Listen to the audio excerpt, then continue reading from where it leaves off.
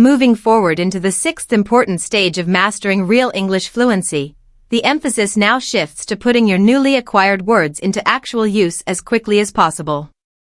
It is perfectly acceptable if your first attempts are not flawless. In fact, early mistakes provide valuable opportunities for learning and growth.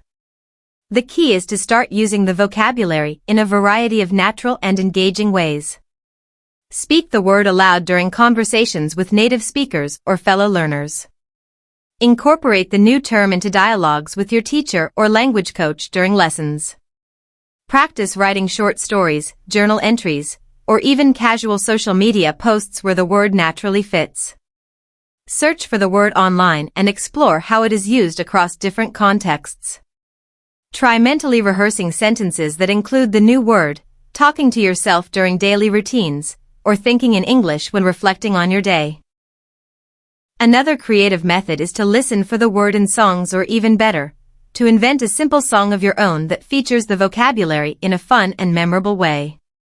Using the word actively is much more powerful than simply repeating it over and over without context. It transforms the word from a memorized item into a practical tool for real-life communication and personal expression. Engage with the word as you would with any tool, using it to express your thoughts, to share your feelings, to narrate your experiences, or to craft a poem, a story, or a blog post. The purpose of this step is to interact with the vocabulary on multiple levels, not only for the sake of practice but also for the sake of receiving feedback from real-life situations and experiences. Every time you use a new word, you fine-tune your understanding of it, adjusting and improving your accuracy naturally. This process builds not just knowledge but true confidence. As you consistently use your growing vocabulary in practical, enjoyable, and varied ways, you will find yourself speaking English with greater ease, authenticity, and a natural rhythm that mirrors that of native speakers.